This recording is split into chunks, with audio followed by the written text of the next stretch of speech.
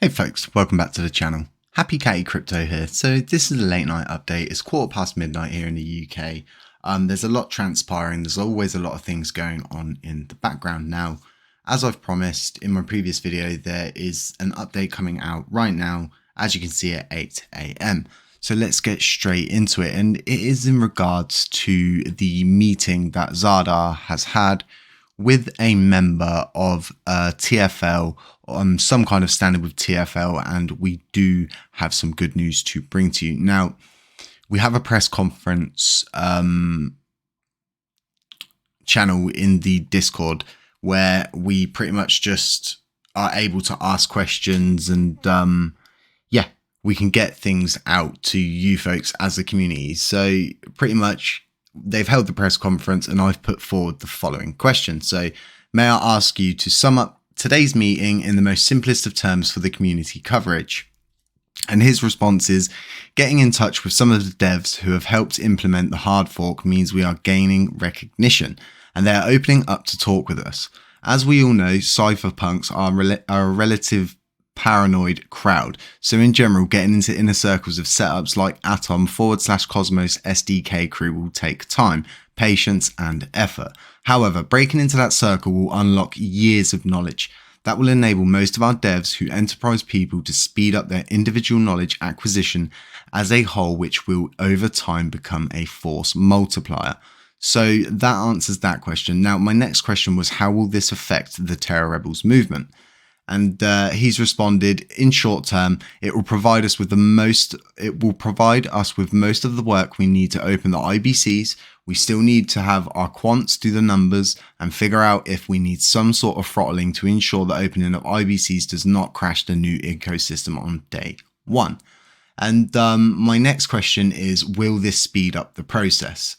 And he has responded, yes, most of what we are getting for the IBC will save us hundreds of hours of R&D plus coding. It seems like the way they closed the IBC was unfortunately a permanent and irreversible action. So they had to patch the Cosmos SDK fork to implement logic that would allow the old IBCs to be reopened. A positive side effect of that is that we will get the latest WASMD upgrade, which will make a validator sync times much faster and reduce the on-chain cost of smart contracts like DAOs, thus enabling TR to actually build its own DAO on top of Lunk. So then my next question is, what is the purpose of building a bridge between TR and TFL? And he's responded, knowledge sharing, co-creation and unity in the Terra ecosystem as a whole. V1 and V2 should be able to coexist.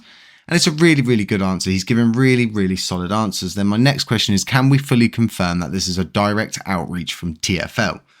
And he has responded with, I don't personally use, I initially mistook the person as a direct TFL member. It is unclear what his exact relationship is, but we do know he has a direct link to DK. And I think it's really important because the whole situation right now, with Duquan and him actually coming out and performing more tweets. I mean, this is insane to see him get this much on a photo, especially with how many people are just on him every time he tweets. So yeah, as to the response, I've then asked him, how does TR feel about the tweet stated by Duquan wanting to help, and where could and is there any relation between that and the transpiring events? And Zaradar's pretty much responded, and he's told the truth. I don't personally use Twitter, and I try to largely ignore the noise outside the community. It's the only way to focus on solving the difficult problems, and that's where people like me come in. We act as a bridge to make sure that we're giving these developers time and space to do these all-important things, which is what you're seeing now. So this person having a direct link to DK is absolutely incredible. It's such a huge step in the positive direction. And I've also asked him at the end, after thanking him from the community, from us, I've asked him if he can update us as this situation unfolds, and he has said yes, 100%. They're always transparent. They always keep us in the know. A lot of people say to me, oh, you should do more things on the screen whilst you're talking, but the issue is, right, I don't read from anything. So I'm actually, well, I was reading from my right-hand screen then, but I don't actually read like news articles, or it's all just information that I've gathered for you folks. And because I'm researching it, it actually ingrains inside me because I'm interested in it. So I'm able to store the correct information that you folks need, obviously with the help of other people and things like that. So moving back to Zaradar, like I said, this was really good. And if there's any more questions that you folks have got about this whole meeting that's transpired, that's going to lead to possibly getting a software update that will literally cut the time considerably that it's going to take to get staking, everything like that back on board.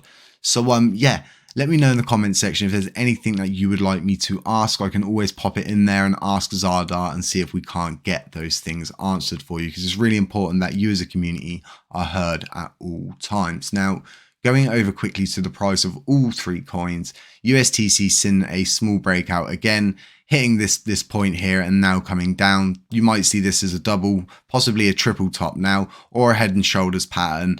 Depends how you look at it. I'm not a technical advisor and this is not financial advice. So then looking at Luna Terra, and it's just sort of crabbing sideways, going up, going down, not really responding. We've had a slight breakout here from Terra Classic. Other than that, just crabbing sideways here. Nothing really too interesting going on other than the fact that we've gone up and we're now holding. So hopefully we start moving upwards with all the good news that's coming out. Surely people are going to start believing in the project, right?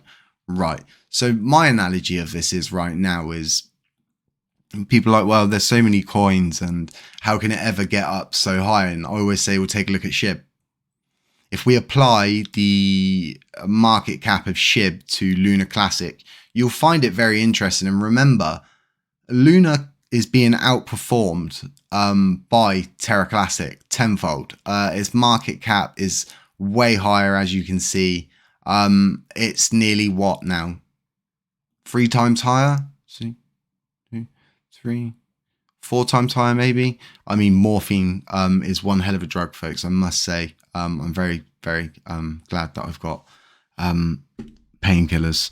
So yeah, let me know what you think, folks. Good early morning update to get your Saturdays going. And yeah, wherever you are, make sure you're staying hydrated. It's going to be really hot if you're here in the UK, wherever you're from. And remember that both channels now support all languages through auto translate. All you need to do is click the little captions icon in the bottom right hand corner of the window, and on clicking that you will see auto translate. Click that and that will allow you to select your native language so you're able to understand. And I totally get it. I only speak English and it's super, super lazy. I wish I learned more languages when I was younger, but I really just know a few words here and there with certain things like German, Italian, and other things like that. So yeah, remember folks, it's not financial advice. Beware of scammers, doppelgangers, anybody who pretends to be me, or the Happy Catty Crypto channel, Luna Classic Let It Burn channel. I can only be found in the Terra Rebels Discord, the OG Lunatics Discord. On Telegram, I'm in my own broadcaster, and I am in the Terra Classic community group, which Vegas started up, and it's got around 2,300 members. I don't run it. I can just hang about there and support the people as they're needed.